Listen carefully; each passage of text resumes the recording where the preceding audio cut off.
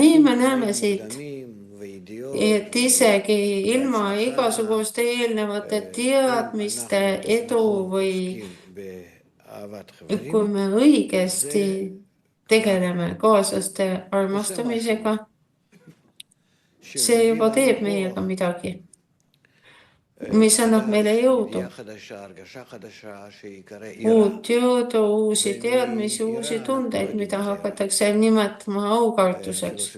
Me ei tea, mis on aukartus, kuigi on kirjutatud sellest palju, aga kui me jätkame edasi,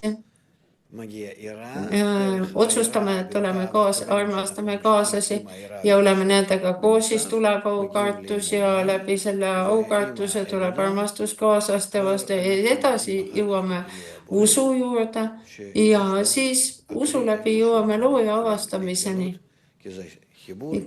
Siis on juba koht, kus ta saab avaldama, sellepärast, et me ühendame need asja, armastus, aukartus ja usk. Ja see on see. Ja see hakkab kõik olema andmise nimel. Ja töö on tegelikult väga lihtne.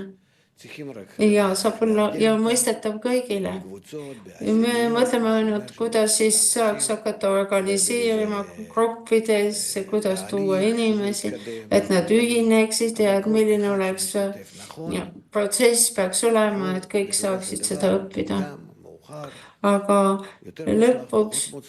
lõppude lõpuks, hiljem või varem, kes on vähem edukas või rohkem edukas vastavalt oma hinge juurele, on inimesed erinevad, aga kõigil on täpselt seesama tee ja kõik jõuavad kaaslaste armastuse läbi aukartuseni ja sealt usuni.